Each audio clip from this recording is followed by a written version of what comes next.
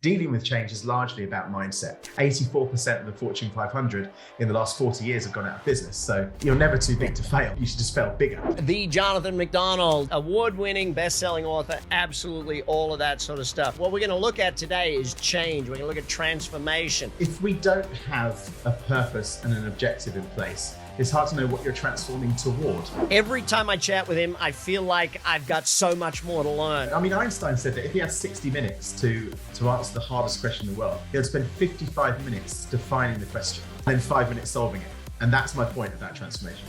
How do we succeed at change? I think the main thing about change to understand is that it's inevitable, and that's a massive point to kind of digest. Today's the slowest pace of change you'll ever experience. Getting your mind around the fact that change is the only thing that we know is going to happen, and that today is the slowest pace of change, means that dealing with change is largely about mindset.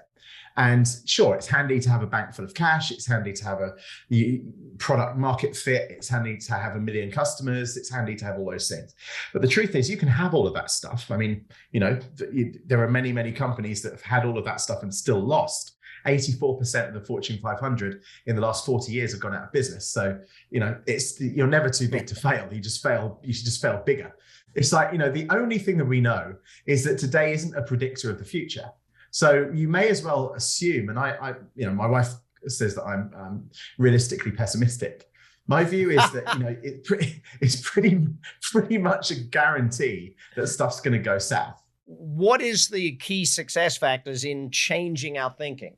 If you start it from a really base grassroots level, it's extremely important to understand that there are, two types of thought. There's the kind of fast and slow, or system one, system two. Kahneman and Tversky did brilliant work in the 70s about this. And Thinking Fast and Slow is a great book. But at the end of the day, if you think about the two systems that we have a very slow, rational, logical thought process inside our brain, which is about 5% of how we think. Mm-hmm. And then 95% of how we think is irrational, unpredictable, highly emotional, crazy, right?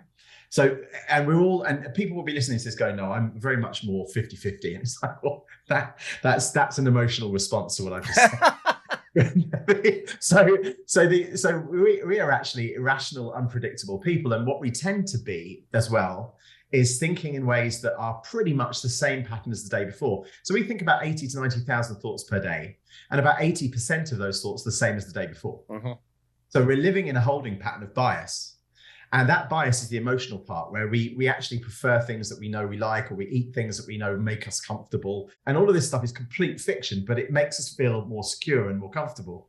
And so in terms of mindsets to enable change to be productive, the starting point is to realize that if we can work on our thoughts as much as we work on our bodies at the gym, or as much as we work on our relationships, if we can work on our thoughts, then we can actually enable a life and fulfillment that's far more advantageous for ourselves, because we tend to be sleepwalking through life.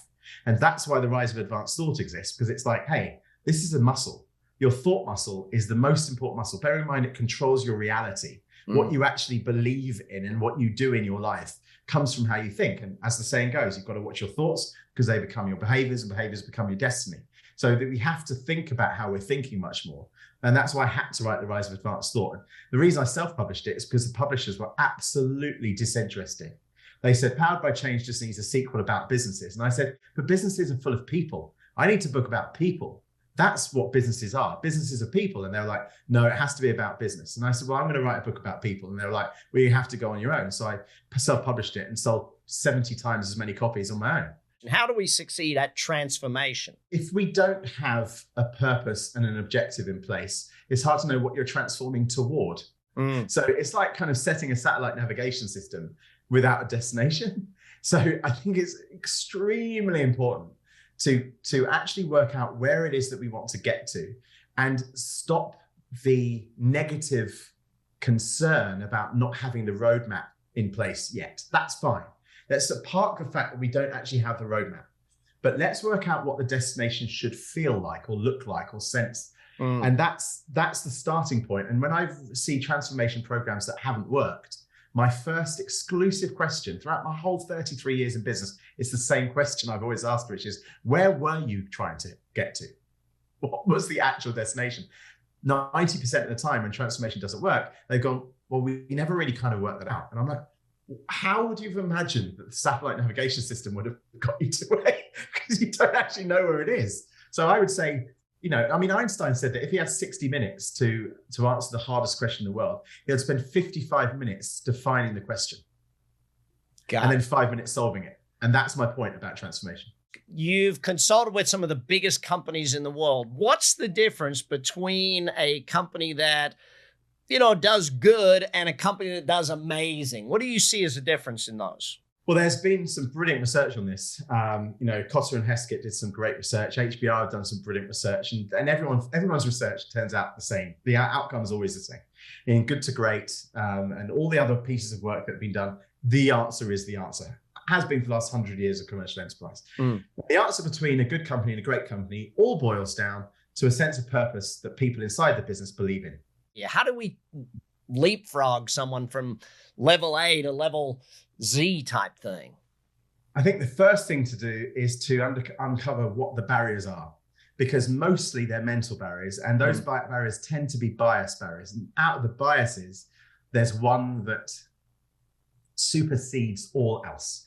And that one is loss aversion. People are so scared of what they could lose that they prefer to do nothing and have that type of loss rather than something and potentially lose it. The people who absolutely and utterly max out, who actually achieve their potential from a financial perspective, at some point or another have put absolutely everything on the line. And the reason why people don't necessarily want to achieve that much is not because they wouldn't like the trappings of that type of income, is because the juice isn't worth the squeeze. And it's like, don't do the crime if you ain't going to do the time, right? So if you really want to 10x your business, 100x your business, what would you do?